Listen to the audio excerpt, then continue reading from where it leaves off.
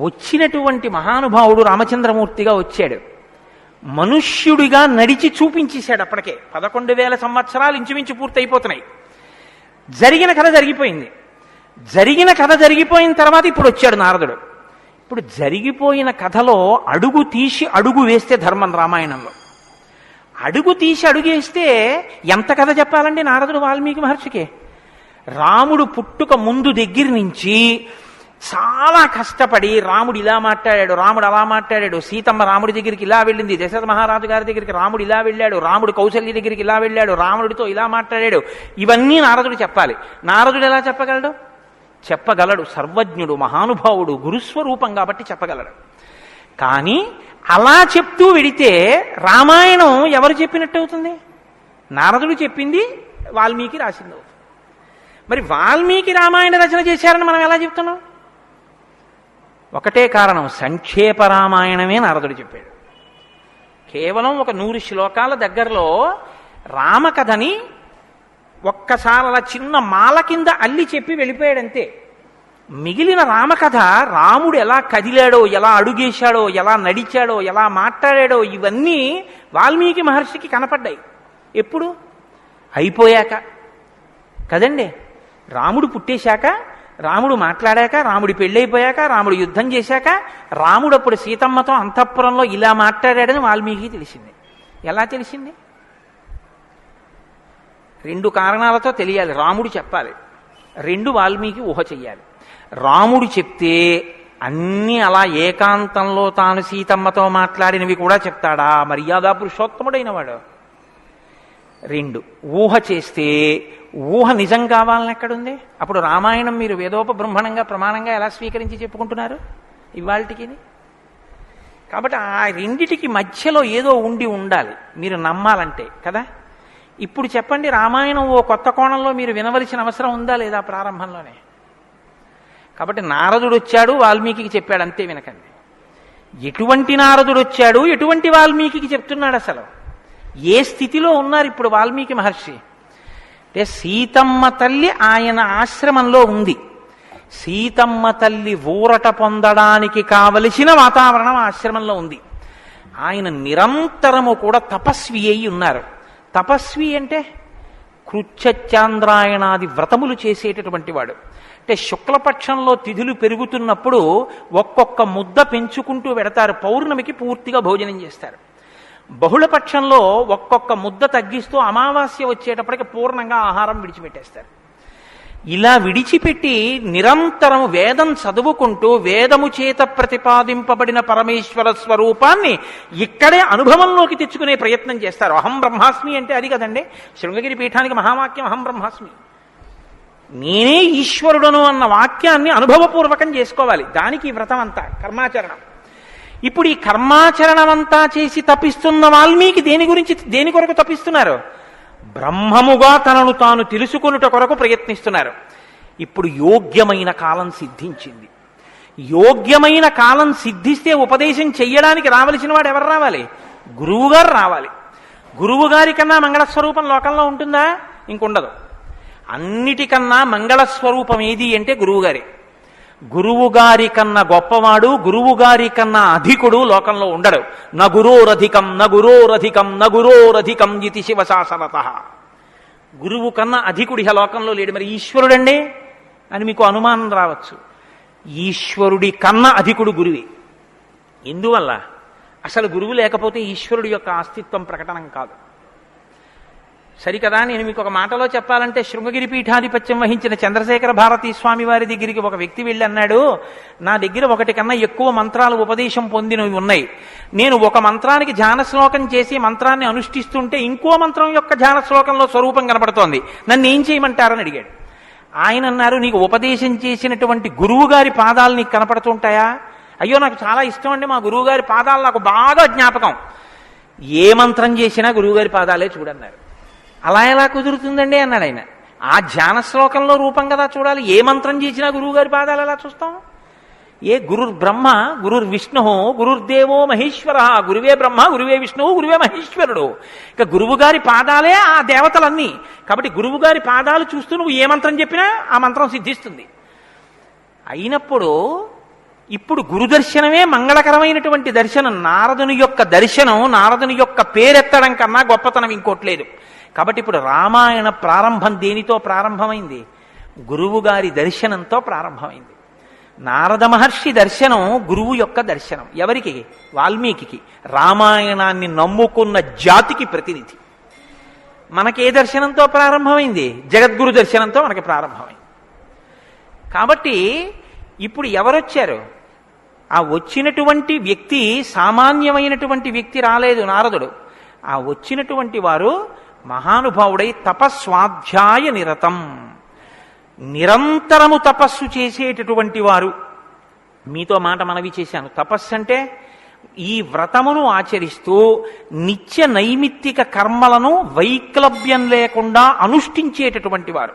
నిత్యకర్మ అని ఒకటి ఉంటుంది, అది ఎప్పుడూ మానడానికి వీల్లేదు. సంధ్యావందనం ఉంది, ఎప్పుడూ మానకూడదు, ఎప్పుడూ చేయవలసిందే. నైమిత్తిక కర్మ ఉంది, ఒక్కొక్క తిథి నాడు ఒక్కొక్కటి చెయ్యవలసి ఉంటుంది. శ్రీరామ నవమి వచ్చిందనుకోండి, ఏం చెయ్యాలి? శ్రీరామనవమి నాడు ఉదయం నుంచి రాత్రి వరకు శ్రీరామ జయ రామ జయ జయ రామ అన్న 13 అక్షరాల మంత్రాన్ని రాత్రి వరకు చేసి, రాత్రి ప్రదక్షిణం చేసి, ఉపవాసం చేసి, మరునాడు ఉదయం ఎక్కడ మీరు ఈ మంత్రం చేశారో అక్కడికి వచ్చిన తరువాత శ్రీరామ పట్టాభిషేక సర్గ, శ్రీరామావతార సర్గ, ఈ 2 సర్గలు పారాయణ చేయాలి. ఈ 2 పారాయణ చేసి, మొన్న శ్రీరామనవమి నాడు మేము కాకినాడలో అయ్యప్ప స్వామి దేవాలయంలో చేశాం. అవి ఈ 2 సర్గలు పారాయణ చేసి, తదనంతరం ముందు పేదలకి అన్నదానం నారాయణ సేవగా చేసి, తరువాత తాను ఆహారం స్వీకరించాలి. అది శ్రీరామనవమి నాడు చేయవలసినటువంటి విధానం. దీన్ని నైమిత్తిక తిథి ఆచరణము అంటారు. ఒక్కొక్క తిథి ఒక్కొక్కలా చెయ్యాలి. నిత్యకర్మ చేస్తూ, నైమిత్తిక తిథులను చేస్తూ, కృచ్ఛ్రాంద్రాయణాది వ్రతములను చేస్తూ, ఎప్పుడూ వేదాన్ని అలా చదువుకుంటూ, వేదము చెప్పినటువంటి హృదయాన్ని, వేదము చెప్పినటువంటి మంత్రములలో ఉన్న సారమును అవగతం చేసుకుని బ్రహ్మమును అనుభవంలోకి తెచ్చుకునేటటువంటి ప్రయత్నం చెయ్యడానికి ఉపకరణంగా ఈ శరీరాన్ని వాడుకుంటున్నవారు. ఎంత తేడా ఉందో మీరు గమనించండి. మనమేం చేస్తామంటే, ఈ శరీరాన్ని పోషించి ఈ శరీరము వలన ఎన్ని సుఖములు పొందవచ్చో అన్ని సుఖములను పొందడానికి సాధనంగా దీన్ని వాడతాం. ఇది ఎందుకు అంటే, దీంతో అబ్బో ఎన్ని రుచులు చూస్తాడో, దీనికి ఎన్ని స్పర్శ సుఖాలు ఇస్తాడో, దీంతో ఎన్ని వినకూడనివి వింటాడో, దీంతో ఎన్ని పీల్చకూడనివి పీలుస్తాడో. వాళ్ళేం చేస్తారంటే, దీన్ని సాధనంగా చేసుకుని దీన్ని ఎలా వాడుకోవాలో అలా వాడుకుంటూ దీన్ని అడ్డు పెట్టుకుని, దీని ద్వారా దేన్ని తెలుసుకున్న తర్వాత ఇది పడిపోయినా పర్వాలేదో అది తెలుసుకోవడానికి ఉపకరణంగా దీన్ని వాడుకుంటారు. ఏమిటో నువ్వు అలా అన్నావు కానీ ఆ మాట ఏం స్పష్టంగా లేదని మీరు అంటారు, నాకు తెలుసు. భగవాన్ రమణుల మాటల్లో చెప్తే మీకు స్పష్టంగా అర్థమవుతుంది. ఇప్పుడు నేను అన్న మాటకి తెలుసుకోవలసినది తెలుసుకునేంత వరకు దీన్ని ఉపకరణంగా వాడుకోవడం అంటే ఏమిటని అడిగారు రమణ మహర్షిని. ఆయన అన్నారు, భోజనం చేశాక విస్తర అవతల పారేయడం. విస్తరని ఏం చేస్తారండి? బాదమాకులు తెచ్చి, చీపురు పుల్లలు తెచ్చి, సన్నగా చీల్చి, ముక్కలు చేసి, అన్నం తినేటప్పుడు ఊడిపోయి అన్నంలో కలిసిపోకుండా జాగ్రత్తగా కుట్టి, ఆకు తెచ్చి వేసుకుని, నీళ్లు జల్లి తుడిచి, పదార్థాలు వేసుకుని, అన్నమంతా తిని ఉత్తరాపోసనం పట్టిన తర్వాత అప్పుడు తీసుకెళ్లి ఆకు మీదలో పెంటకుప్ప మీద పారేస్తారు. అంతేగాని ఆకు పుట్టింది ఎందుకు అంటే, ఆకు కుట్టింది ఎందుకు అంటే చివరి పెంటకుప్ప మీద పారేయడమేనండి, అందుకు పారేస్తాం అంటారా? దేనికి వాడుకోవాలో దానికి జాగ్రత్తగా వాడుకుని ఆ ప్రయోజనం అయిపోయిన తరువాత పెంటకుప్ప మీద విస్తరాకుని పడేసినట్టు దీన్ని సాధనంగా చేసుకుని, దీనిలో ఉండి దీనితో తరించి, దీనిలో ఉండి దీని వలన బ్రహ్మం అంటే ఏమిటో తెలుసుకుని అనుభవంలోకి వచ్చిన తర్వాత ఇది పడిపోతున్నా ఇది నేను కాదన్న సత్యం ఎరుకలోకి రావడం వల్ల దీని మీద భ్రాంతి లేకుండా ఇది పడిపోతున్నా సాక్షిగా చూసి, ఇది పడిపోయిన తర్వాత తాను ఒకటి ఏది మారని సత్యమో సత్యంగా నిలబడిపోవడాన్ని నిత్య నైమిత్తిక కర్మాచరణ చేత తాను పొందవలసిన స్థితిని పొందగలిగినటువంటి తపస్వాధ్యాయ నిరతుడు అని పిలుస్తారు. ఇప్పుడు నారదుడు అది అంటే, ఇప్పుడు ఆయన సద్గురువు, మహానుభావుడై ఉన్నాడు. నారం దదాతి ఇది నారద, ఆయన జ్ఞానం ఇస్తాడు. కాబట్టి ఇప్పుడు తపస్వాధ్యాయ నిరతం అటువంటి వారు ఎక్కడికి వచ్చారు? వాగ్విదాం వరం. ఆయన ఎటువంటి వాడు? వాగ్విద. వాక్ అంటే వేదం, వాక్ అంటే బ్రహ్మం. విదుడు అంటే తెలుసుకున్నవాడు. విద్ అన్న ధాతువులోంచే వేదము అన్న మాట వచ్చింది. ఏది తెలుసుకున్న తర్వాత ఇంకొకటి తెలుసుకోక్కర్లేదో అది వేదం. ఇప్పుడు తెలుసుకోవడం ఒకెత్తు, తెలుసుకున్న దాన్ని అర్థమయ్యేటట్టు చెప్పగలిగిన ప్రజ్ఞ ఒకెత్తు. ఒక ఆయన తెలుసుకున్నాడు, కానీ ఆయన చెప్పలేడు. ఆయన చెప్తే అయోమయంగా ఉంటుంది. ఒక ఆయన స్పష్టంగా చెప్పగలడు, తాను అనుభవించాడు, అనుభవించిన దాని వైపుకి మిమ్మల్ని తిప్పగలడు. ఈ ప్రజ్ఞ ఉన్నవాడు. కాబట్టి వాగ్విదాం వరహ, బ్రహ్మమును బాగా తెలుసుకున్న వాళ్ళల్లో శ్రేష్ఠుడైన వాడు తాను తెలుసుకుని శిష్యుల్ని ఉద్ధరించడం కోసం కిందికి దిగొచ్చి మాట్లాడగలిగినటువంటి ప్రజ్ఞ కలిగిన వాడు. ఇటువంటి వాగ్విదాంవరం నారదం. అటువంటి నారదుణ్ణి ఎవరు ప్రశ్నించారు? ఇప్పుడు అడిగినవాడు వాల్మీకి మహర్షి. ఆయన ఎటువంటి వారు? తపస్వి, తపస్సు చేస్తున్నవారు. తపస్సు అంటే నేను మీకు ఇందాక చెప్పాను, బ్రహ్మమును తెలుసుకోవాలని తాపత్రయంతో ఉన్నటువంటి వారు, భావన వ్యగ్రతతో ఉన్నవారు. ఈయన నారదుణ్ణి అడిగారు. ఏమని అడిగారు? అయ్యా మీరు వచ్చారు, చాలా సంతోషం అండి, నాకు ఏ ఆపదలు రాకుండా మా అబ్బాయికి ఉద్యోగం వచ్చేటట్టు, నాకు సంతోషంగా ఉండేటట్టు, మా ఆశ్రమంలో ఆవులన్నీ ఎప్పుడు పాలిచ్చేట్టు చూడండి అని అడగలేదు ఆయన. ఆయన ఒక చిత్రమైన ప్రశ్న ఒకటి వేశాడు. అది లోకంలో సాధారణంగా ఎవ్వరూ అడగని ప్రశ్న. అందుకని రామాయణం పుట్టింది, లేకపోతే రామాయణం పుట్టే అవకాశం లేదు. మీరు ఒకటి బాగా జ్ఞాపకం పెట్టుకోండి, జ్ఞానం ఎక్కడి నుంచి పుడుతుంది అంటే ప్రశ్న చక్కగా వెయ్యగలిగినటువంటి శిష్య ప్రజ్ఞలోంచి పుడుతుంది. నేను నారదం పరిపప్రచ్ఛ, పరిప్రశ్న చేశారు. ప్రశ్న అంటే అడగడం అండి. నేను ప్రశ్న వేశానండి అంటే అర్థం ఏమిటి? నేను మిమ్మల్ని అడిగాను అని. పరిప్రశ్న అంటే ఇది బాగా అర్థం చేసుకోవాలి. నారదుణ్ణి పట్టుకుని ఏదో అడిగేస్తే ఆయన ఏం చెప్పడలాగా, పరిప్రశ్న చేస్తే చెప్పాడు ఆయన. పరిప్రశ్న అంటే, ప్రశ్న అంటే అడగడం, పరి అంటే, పరి అన్న మాట ముందు కలిపారు మహర్షి. పరి అంటే బాగా జ్ఞాపకం పెట్టుకోండి. ఇప్పుడు నేను ఎవరిని అడుగుతున్నానో ఆ మహానుభావుడు నోరు విప్పి చెప్పినటువంటి మాట త్రికాలముల యందు సత్యమే. ఆయన చెప్పిన మాట మీద నాకు అవిశ్వాసం అన్న మాట ఉండక్కర్లేదు.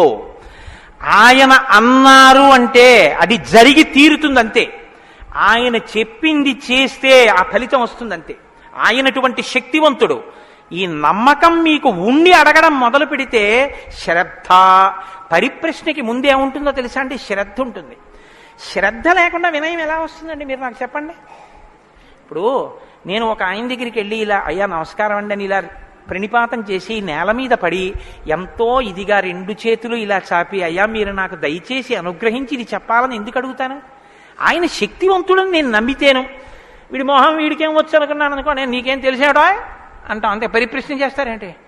వినయం ఎప్పుడు ఉంటుంది? ఆయన శక్తివంతుడని తెలిస్తే వినయం ఉంటుంది. ఆయన శక్తివంతుడని మీరు నమ్మడాన్ని శాస్త్రంలో ఏమంటారో తెలుసా అండి? శ్రద్ధ అని పిలుస్తారు. శంకరాచార్యులు వారు భాష్యం చేస్తూ శ్రద్ధ అన్న మాట గురించి ఓ మాట చెప్పారు. శాస్త్రస్య గురువాక్యస్య సత్యబుద్ధ్యావధారణ సా శ్రద్ధా కదితా సిద్ధి యా వస్తూపలభ్యతే. శ్రద్ధ అన్న మాటకు అర్థం ఏమిటంటే, శాస్త్రము చెప్పినా గురువుగారు చెప్పినా అది పరమ సత్యము, ఇక దానికి తిరుగులేదు, అది కాని పాటిస్తే మనకి ఫలితము వచ్చి తీరుతుందని నమ్మడమే శ్రద్ధ అని పేరు. ఆ శ్రద్ధ ఎక్కడుందో దానిలోంచి వినయం వస్తుంది. అప్పుడు గురువుగారిని చూసి వంగి వంగి వంగి వంగి నమస్కరించి మాట్లాడతావు. ఎందుకు మాట్లాడాలి? ఆయన ఏం చేతకాకో, మాట్లాడకపోతే ఆనందించలేని వాడో కాడు. ఆయన ఒక్కడు తనలో తాను ఆనందించగలడు. మరి ఇప్పుడు ఎందుకు మాట్లాడుతున్నాడు? నీ కొరకు మాట్లాడుతున్నాడు. ఆయన త్యాగం చేశాడు.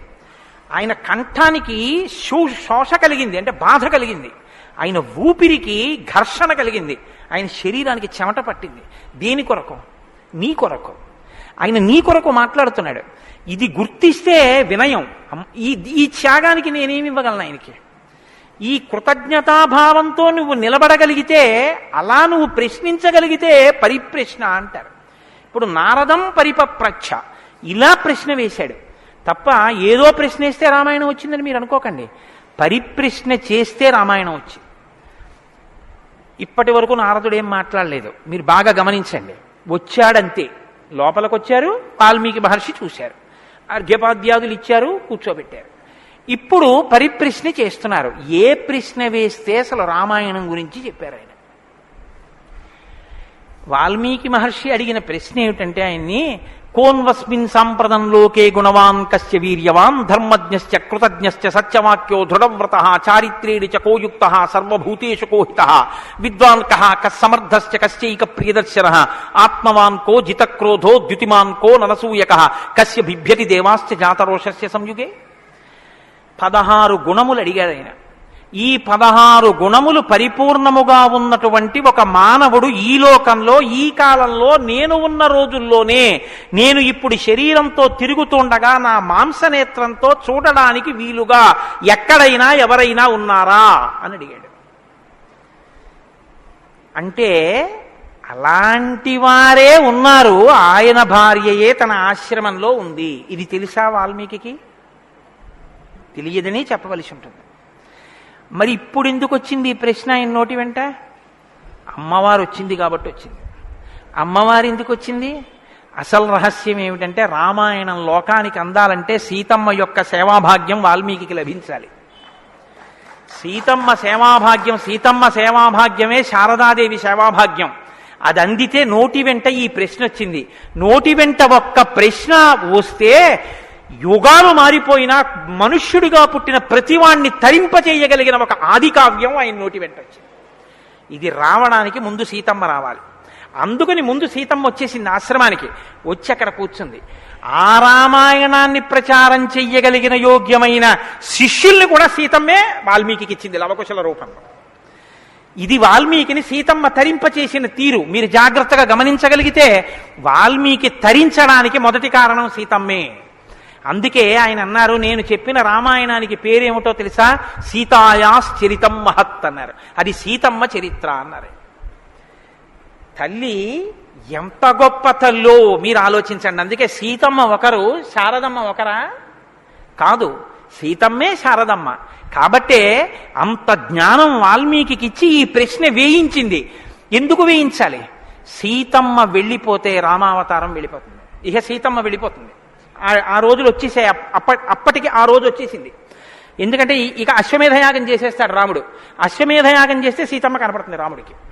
సీతమ్మ రాముడికి కనపడితే వేరొకసారి పాతివ్రత్యాన్ని నిరూపించుకోమని చెప్తాడు. ఎందుకు చెప్తాడంటే ఎప్పుడు లోకం కోసం, తన కోసం కాదు.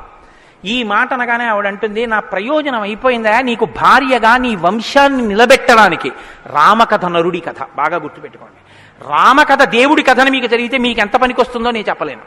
రామకథ నరుడి కథని మీరు వినండి, మీకు పనికొస్తుంది. అందుకే సీతమ్మ ఈ మాట అంది, నేను ఎందుకు వచ్చానో తెలుసా నీ పక్కకి? నీ వంశం తరించాలి. నీ వంశం తరించాలంటే నీకు పితృరుణం తీరాలి. పితృరుణం తీరాలంటే నీకు బిడ్డలు కనాలి. నీకు బిడ్డలు పుట్టాలి అంటే నా సహకారం ఉండాలి. నేను నా శరీరాన్ని త్యాగం చేస్తే నా కడుపులో ఉన్న బిడ్డలు కూడా పోతారు. పోతే నీకు పితృరుణం తీరదు. నువ్వు ఏకపత్ని వృతుడవు. ఇంకొక బిడ్డని, ఇంకొక ఆడదాన్ని స్వీకరించావు, నీ వంశం ఆగిపోతుంది. నా కారణంగా నీ వంశం ఆగకూడదు. నీ వంశం కొనసాగడానికి నీకు బిడ్డల్ని ఇచ్చాను. నా ప్రయోజనం అయిపోయింది, నేను వెళ్ళిపోతున్నానని భూమిలోకి వెళ్ళిపోయింది ఆవిడ. ఆవిడ వెళ్ళిపోయిన తర్వాత ఇక రామావతారం లేదు. సరయూ నదిలో ప్రవేశించి రామావతారం కూడా పూర్తి. ఇప్పుడు రామావతారం పూర్తయిపోకముందే సీతమ్మ రామాయణం పలికించాలి. వాల్మీకితో పలికించాలంటే ఈ సన్నివేశాన్ని సృష్టించాలి. నారదుణ్ణి పిలిపించింది ఆవిడ. కాబట్టి వచ్చాడు మహానుభావుడు. వస్తే ఆయన ఈ ప్రశ్న అడిగాడు. ఇప్పుడింత ఆర్తితో ఈ ప్రశ్న అనుకోకుండా నోటి వెంట వస్తే తప్ప రామాయణ కథ ప్రారంభం కాదు. అందుకని అడిగాడు, కోన్వస్మిన్ సాంప్రతంలోకే గుణవాన్ కస్య వీర్యవాన్. ఈ కాలంలో నారద మహర్షి ఇప్పుడు నేను చూడడానికి వీలుగా నేను అడిగిన మహానుభావుడు ఎవరైనా ఉన్నాడా? ఎవరు? 16 గుణములున్నవాడై ఉండాలి. గుణమన్న మాటకు అర్థం ఏమిటి? తాను గురుముఖత నేర్చుకున్నటువంటి విద్య ఏ కాలమునందు ప్రవర్తనలో ఎలా ప్రకాశించాలో అలా ప్రకాశిస్తే అది గుణముగా కనపడుతుంది. మా గురువుగారు నన్ను, నాయనా ఒరే కోటేశ్వరరావు, గోవులకు సేవ చెయ్యరా అని చెప్పారనుకోండి. నేను అలా గుళ్ళోకి వెళ్ళిపోతున్నాను. ఓ 1 డజన్ అరటిపళ్ళు పట్టుకుని దేవాలయంలోకి వెడుతున్నాను. ఒక ఆవు నా వంక చూసి ఇలా ఇలా ఇలా ఇలా నోరు చాపింది. నేను ఆ ఆవుని దవడ మీద ఒక్క దెబ్బ కొట్టి గుళ్ళోకి వెళ్ళాను. మా గురువుగారు సంతోషించచ్చా? మా గురువుగారు చెప్పారు, రే పరాశక్తికి ఆవుకి తేడా లేదురా అని చెప్పారు. ఇప్పుడు నేనేం చెప్పాలి? నేను లోపలికి వెళ్ళి అర్చకుడికి ఇస్తే నివేదన చేస్తాడు. ఇక్కడో నా తల్లి ఎదురొచ్చి నా దగ్గర ప్రత్యక్షంగా తింటానని అడుగుతోంది. అమ్మ ఏమి భాగ్యం, అక్కడ ఇంకా తొక్క తీసి పెట్టాలి, ఇక్కడ తొక్కతో తినడానికి సిద్ధంగా ఉన్నావు, నా చేత్తో పెట్టుకుంటాను. 2 చెప్పులు ఇప్పి గభాల్లో 2 అరటిపళ్ళు నేను పెట్టాలి. పెడితే నేను గురువాక్యాన్ని అనుష్ఠానంలోకి తెచ్చుకున్నవాడిని. ఇప్పుడు గుణముగా ప్రకాశిస్తుంది. కోటేశ్వరరావు గారండే వాళ్ళ గురువు గారు చెప్పింది గుర్తు పెట్టుకుని ఆవుకి 2 అరటిపళ్ళు పెట్టాడు. అదో గుణం. అంటే నేను నా గురించి చెప్పుకుంటున్నాను అనుకోకండి, నేనే అటువంటి పుణ్యకార్యాలు చేసిన వాడిని కాదు మహాప్రభు, ఏదో ఉదాహరణకి చెప్పానంతే, అదే స్వోత్కర్ష కోసం చెప్పిన వాడిని కాదు. కాబట్టి గుణము అంటే విన్నది, చదువుకున్నది, ప్రవర్తనయందు ఆ సందర్భంలో ప్రకటనమైతే ప్రకాశిస్తే గుణం అవుతుంది. అలా ఉన్నాయా ఎవరికైనా? అలా ఉన్నవాడు ఉన్నాడా? గురువుగారి దగ్గర నేర్చుకున్నవి అనుష్ఠానంలోకి వచ్చేటప్పటికి గురువు ఏం చెప్పారో అలా ప్రవర్తించిన వాడు ఉన్నాడా? మీరు ఇలా వినండి రామాయణాన్ని. ఇంక తర్వాత కోన్వస్మిన్ సంప్రదంలోకే ఎప్పుడో కాదు వామనమూర్తి ఉన్నారు, నరసింహావతారం ఉందని చెప్పకం, ఇప్పుడున్నాడా? ఇది వాల్మీకి ప్రశ్న. కోన్వస్మిన్ సంప్రదంలోకే గుణవాన్ కస్య వీర్యవాన్. వీర్యవాన్ అంటే వీర్యవంతుడున్నాడా? వీర్యవంతుడంటే ఎటువంటి యుద్ధం వచ్చినా చెక్కు చెదరకుండా తానుగా నిలబడి తనలో ఏ మార్పు లేకుండా బయట మార్పు తేగలిగిన వాడు, ఎంతమందినైనా పడగొట్టగలిగిన వాడు, అటువంటి వాడు ఉన్నాడా? ఉంటే వీర్యవాన్. కోన్వస్మిన్ సంప్రదంలోకే గుణవాన్ కస్య వీర్యవాన్ ధర్మజ్ఞశ్చ. ధర్మం తెలుసుకున్నవాడు ఉన్నాడా? ధర్మం తెలియడం అంటే మీరు బాగా గుర్తుపెట్టుకోండి ఒకటి, ధర్మం తెలియడం అంటే ఏమిటో తెలుసా అండి? అధర్మం కూడా తెలియడం. ధర్మమే తెలిస్తే పూర్ణత్వం కాదు. ధర్మం తెలియడం అంటే అధర్మం కూడా తెలియడం. ఏది చెయ్యాలో తెలియడం అంటే ఏది చెయ్యకూడదో కూడా తెలియడం. మీరు కొంచెం ఆలోచించండి. నేను మాట అనేసి వదిలేస్తాను, ఇప్పుడు మీరు జవాబు చెప్పక్కర్లేదు. చెయ్యమన్నది చెయ్యడం తేలిక, చెయ్యొద్దన్నది వదిలేయడం తేలిక. చెయ్యొద్దన్నది వదిలేయడమే చాలా కష్టం. మీరు చూడండి, నేను మంత్రం ఇస్తాను 11 మార్లు చెయ్యండి రోజు, ఒక్క మాట కూడా మీకు కోతి గుర్తు రాకూడదన్నాను అనుకోండి, అలా చేయగలరా? ఇది వద్దు అని ఏదంటామో అదే చేయబుద్ధి వేస్తుంది. దేవుడికి 2 అగరత్తులు పెట్టు అన్నాను అనుకోండి, భయానికో భక్తికో 2 అగరత్తులు వెలిగించేయడం తేలిక. వద్దన్నది చేయకుండా ఉన్నవాడు ప్రజ్ఞావంతుడు. వద్దన్నది చేయకుండా ఉండాలంటే అధర్మం తెలియాలి కదండి. అధర్మం తెలియడం, ధర్మం తెలియడం, ధర్మం పాటించడం, అధర్మం విడిచిపెట్టడం, అధర్మం చేసిన వాడిని కూడా ఉండకుండా చేయడం, ఎందుకంటే వాడి వల్ల ధర్మం వ్యాప్తి చెందకుండా, ఇది ధర్మం తెలియడం. కాబట్టి ధర్మజ్ఞశ్చ కృతజ్ఞశ్చ. కృతజ్ఞశ్చ అంటే ఎవరో తనకు ఒక ఉపకారం చేశాడు, వాడు అదృష్టం అండి నన్ను సేవించుకున్నాడు అండం కాదు, ఎంత మహానుభావుడండి, నిజంగా నాకు ఎంత ఉపకారం చేశారండి, ఎంత ఉపకారం చేశారండి అని తలుచుకు పొంగిపోగలిగినటువంటి మనసు ఉండడం. అసలు మనుష్య జన్మకు ఉండవలసిన ప్రధాన లక్షణం అదేనండి. కృతజ్ఞో నాస్తి నిష్కృతి. కృతజ్ఞత లేని వాడికి నిష్కృతి లేదు. అటువంటి కృతజ్ఞత ఉన్నవాడు ఉన్నాడా లోకంలో ఎవరైనా? ధర్మజ్ఞశ్చ కృతజ్ఞశ్చ సత్యవాక్యో. ఎప్పుడూ సత్యమే మాట్లాడాలి, మిన్ను విరిగి మీద పడిపోని నేను సత్యమే చెప్తాను అని వ్రతం పట్టినవాడు ఎవరైనా ఉన్నాడా? సత్యవాక్యో దృఢవ్రత.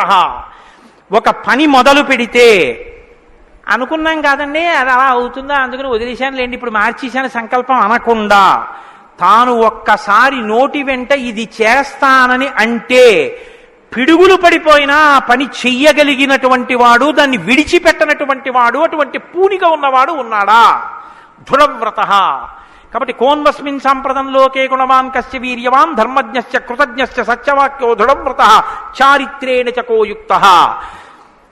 ఆయన ప్రవర్తనని చూస్తే ఇంకా మీరు వేదం చదవక్కర్లేదు. వేదం చదవక్కర్లేదంటే చదవద్దని కాదు నా ఉద్దేశం. ఆయన ప్రవర్తన చూస్తే ఆయన ఏది చేశారో అదే వేదం చెప్పింది అని గుర్తు. అటువంటి ప్రవర్తన ఉన్నవాడు ఉన్నాడా? పడుకున్నా, లేచినా, మాట్లాడినా, కూర్చున్నా, నించున్నా, నడిచినా, ఏం చేస్తున్నా ధర్మానికి అనుగుణంగా ప్రవర్తించగలిగినటువంటి నడవడి కలిగినటువంటి వాడు లోకంలో ఉన్నాడా? చారిత్రేణ చకోయుక్తః సర్వభూతేషు కోహితః. ఇంత బలపరాక్రమాలు ఉండి కూడా సమస్త భూతముల పట్ల దయ కలిగిన వాడు లోకంలో ఉన్నాడా? గుండెల నిండా అంత కారుణ్యం ఉన్నవాడు ఉన్నాడా? సర్వభూతేషు కోహితః విద్వాన్ కః. తెలుసుకోవలసినవన్నీ సమస్తము తెలుసుకున్నటువంటి విజ్ఞాని ఉన్నాడా? అటువంటి విద్వాంసుడు ఉన్నాడా? విద్వాన్ కః కస్సమర్థశ్చ. ఎటువంటి పని అయినా సరే వీరు చెయ్యలేరు అనొచ్చేమో కానీ ఆయన ఇది చెయ్యలేరని చెప్పడానికి ఒక పని లేకుండా ఏ పనులైనా చెయ్యగలిగిన వాడు ఉన్నాడా? కస్సమర్థస్య కశ్చైక ప్రియదర్శన. ఎప్పుడు మీరు చూసినా చూడాలనిపించేట్టుగా ఉండేవాడు ఉన్నాడా? ఆయన యుద్ధం చేస్తుంటే వింటినారి లాగుతున్నాడు, అందం. ఆయన అడవిలో నడుస్తున్నాడు, అందం. ఆయన కిరీటం పెట్టుకున్నాడు, అందం. ఆయన పాదపీఠం మీద పాదం పెట్టాడు, అందం. ఆయన జిల్లేడు పాలు పోసుకుని జటాజూటం కట్టుకున్నాడు, అందం. ఆయన ఏమీ లేదు, నారచీర కట్టుకుని కోదండం పట్టుకున్నాడు, అందం. ఆయనకి కోపం వచ్చి కన్నులు ఎర్రబారాయి, అందం. ఆయన బాలరాముడిగా పిలక పెట్టుకుని వెడుతున్నాడు, అందం. సీతమ్మతో మాట్లాడుతున్నాడు, అందం. నిద్రపోతున్నాడు, అందం. అసలు ఏది చూసినా అందం. అబ్బా ఇప్పుడు అంత బాగుంటాడండి, ఆ తర్వాత బాగుంటాడండి, కొంచెం అలంకారం చేసుకుంటాడు బాగుంటుంది అనడానికి ఏమైనా ఉంటుందా? ఎప్పుడు నువ్వు చూసినా అలాగే చూడాలనిపించేటట్టుగా ఉండేవాడు ఎవరైనా ఉన్నాడా? కశ్చైక ప్రియదర్శన. ఎంత పెద్ద మాట అండి. నిద్రపోతుంటే చూసావు, ఆహా నిద్రపోతుంటే చూడాలండి ఆయన సౌందర్యం. ఆ మాట ఎవరికన్నా ఉంటుందండి లోకంలో? ఏమన్నా ఆయన నిద్రపోతుంటే ఎంత బాగుంటాడండి అంటారా? ఏమన్నా ఆయన నిద్ర లేచి ఒళ్ళు విల్చుకుంటుంటే చూడాలండి ఆయన అందం ఎవరికైనా ఉందా? ఆయన యుద్ధం చేస్తుంటే చూడాలండి అందం ఎవరికైనా ఉంటుందా? ఎంతటి అందగాడు రామో! ఆయన పుంసామోహన రూపాయ పుణ్య శ్లోకాయ మంగళం. ఆడవాళ్లు మోహించడం కాదు, పురుషులు మోహించారు ఆయన్ని. అంతటి అందగాడు. కొన్ని కోట్ల మంది కంఠాలు కోసేశాడంతే రామావతారంలో. నెత్తుటిని ఏర్లు పారించాడు, అయినా అందం. ఈ భుజాలు అందం, గడ్డం అందం, చెక్కిళ్ళు అందం. ఆ ఆజానుబాహు వరవింద దళాయతాక్షం. ఆ కళ్ళందం, ఆ కనుబమలందం, ఆ ముక్కందం, ఆ మూతి అందం, ఆ గడ్డం అందం, ఆ కంఠం అందం, అన్నీ అందం. అందమే రాముడు, రాముడే అందం, రాముడే అభిరాముడు. అటువంటి వాడు ఉన్నాడా? కశ్చైక ప్రియదర్శన ఆత్మవాంకో. గొప్ప ధైర్యవంతుడు ఉన్నాడా లోకంలో? ధైర్యవంతుడు అంటే మీరు బాగా జ్ఞాపకం పెట్టుకోండి. ధైర్యవంతుడు అన్న మాటకు అర్థం ఏంటో తెలుసా అండి? భయం లేనివాడు అని కాదు. ధైర్యము అన్న మాటకి ఇంకో అర్థం కూడా ఉంది. ధైర్యము అంటే తాను ఏ పని మీద బయలుదేరాడో ఆ పనికి అనుగుణమైనటువంటి సంభారములను మాత్రమే దగ్గరుంచుకుని ఆ పని మీద మాత్రమే దృష్టి పెట్టి ఆ పనిని పాడు చేసేటటువంటి ఏ ఇతర ఆకర్షణీయమైనటువంటి వ్యవహారమైనా త్రోసి రాజని విడిచిపెట్టగలిగినటువంటి పూనిక ఉన్నవాడు ఉన్నాడా? నేను ఏకపత్ని వ్రతం చేస్తానన్నాడు, భార్యని రావణాసురుడు ఎత్తుకుపోయాడు, చాలా మంది వచ్చి మీరబడ్డారు. మా నాన్నగారు దక్షిణ నాయకుడు, మా వంశంలో చాలా మంది దక్షిణ నాయకులు, మా ఆవిడ దగ్గర లేదు కదండి అని ఏమైనా పొరపాటు పడ్డాడా? తాను ఏది అన్నాడో రామో దీర్ణాభిభాషతే, 2 మాటలు నాకు రావమ్మా అన్నాడు అంతే. లోకంలో అవతార పరిసమాప్తి వరకు అంతే. అలా ఉండగలిగిన వాడు ఉన్నాడా? ఆత్మవాంకో జితక్రోధో. కోపాన్ని గెలిచిన వాడు ఉన్నాడా? కోపాన్ని గెలవడం ఏమిటండి? అది ఏమైనా ఎదురుగుండా వచ్చి నిలబడుతుందా క్రోధం? ఎలా గెలుస్తారు అంటే క్రోధం ఎక్కడి నుంచి వస్తుందో మూలస్థానాన్ని గుర్తెరగడం, వికార కారణాన్ని తెలుసుకోవడమే క్రోధాన్ని గెలవడం. అంటే మీరు చూడండి, నాకండి ఎంత కోపం వచ్చేసిందో అంటాడు. ఎంత కోపం వచ్చేసిందోకి ఎక్కడి నుంచి వచ్చింది? ఇక్కడి నుంచే రావాలి కోపం. ఇక్కడి నుంచి రావడానికి అనువైన అవకాశం, వాతావరణం నువ్వు ఇస్తే రావడానికి సిద్ధంగా ఉంటుంది. మంట పుట్టడానికి సిద్ధంగా ఉన్నట్టుంటుంది అది.